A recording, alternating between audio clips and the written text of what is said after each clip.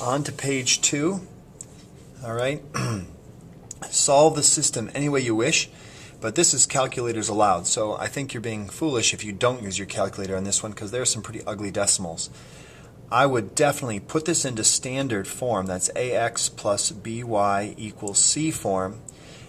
Transform each of those into that form and then use system solve or matrix on your calculator. So doing that, I'm going to add 47.1y to both sides, and I'm going to get 13.0x plus 47.1y equals 29.3.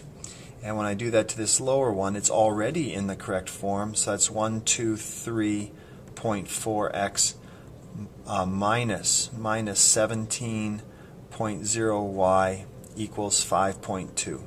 So go to System Solve, put in A and B and C and D and E and F, hit enter. You're going to get a solution for x and for y, and I'll put this on the website, but I don't have a calculator with me now, so I can't produce that instantly. Anyway, find the equation of the perpendicular line to that passing through this point. Okay, I don't need a calculator, and I hope you don't either, because a perpendicular to a slope of 3 is going to be the double flipperoo. If m is 3, m of the perpendicular line is going to be negative 1/3. And I'm just going to put this into slope intercept form by saying there's my y value, negative 5 is equal to my slope value, negative 1/3, times my x value plus some b that I do not know. That's 6. And now I just have to find b. I multiply 6 times 1/3, I get negative 2, so negative 5 equals negative 2 plus b, add 2 to both sides, and b is equal to negative 3. So my final answer is going to be y equals negative 1/3 x minus 3. Okay. Alright, so now a word problem. We love them.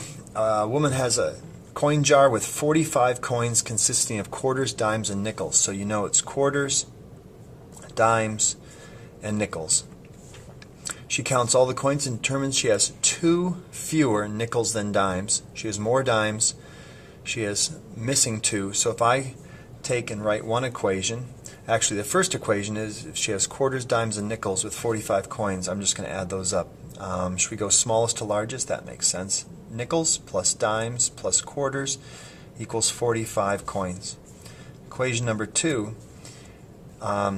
she has 2 fewer nickels than dimes. So if I add 2 onto my nickels, nickels plus 2 will be equal to dimes, and then the value is $7.10.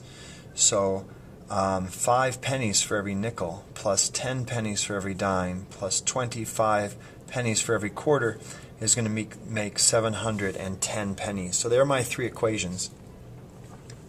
Write equations and solve. Well, you can solve this a couple of ways. I could easily take what d is equal to.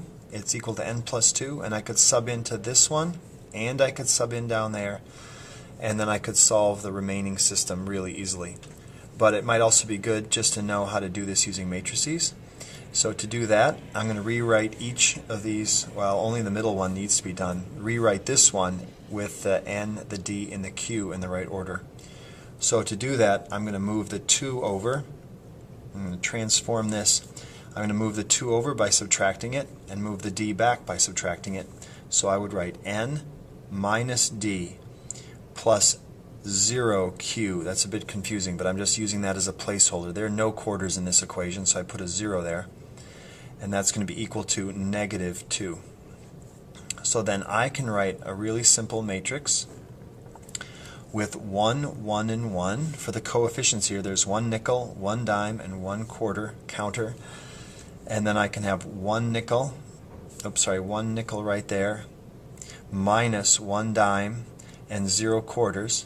And then here it's going to be 5 and 10 and 25.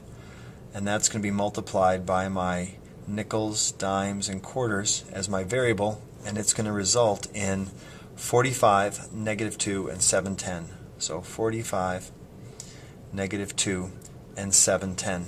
Okay, and I will put that as matrix A. That's matrix A. This is our variable matrix, and this is matrix B.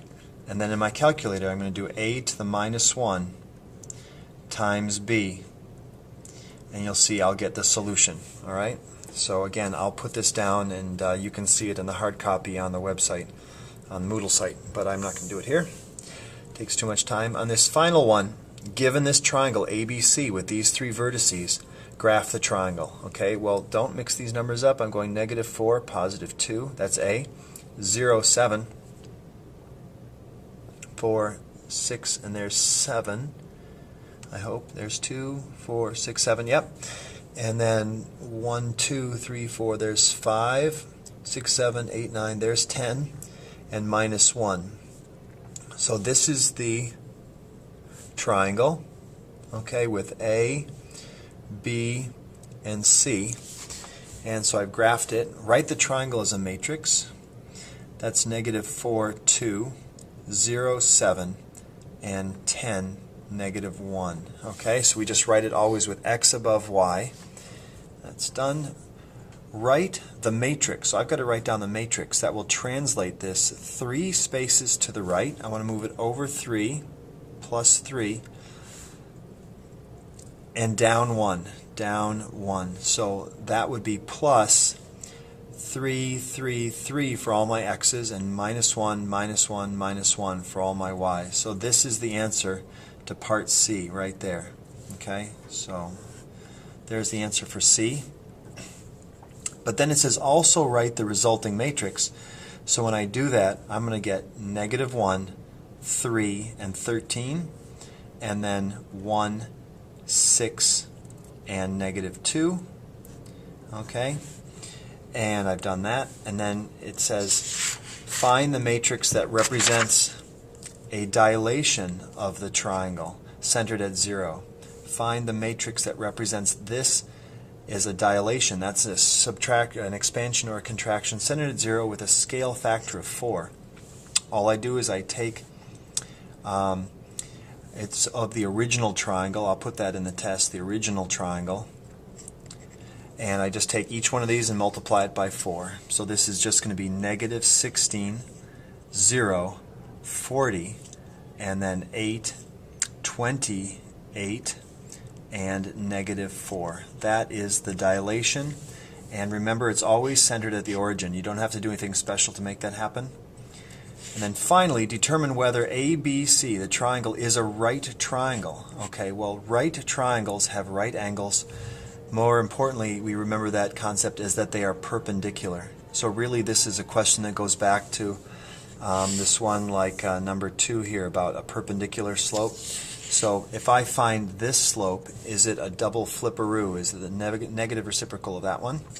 So the slope here goes from 2 to 7. That's a change of 5. Oops, I'm off the page here. Sorry, the slope of this one is going from 2 to 7. That's a change of 5 over a change of 4. So it's 5/4. Well, this slope, that's this one right here. This slope then from B to C is going down 8, -8, and plus 10. And that's a -4/5.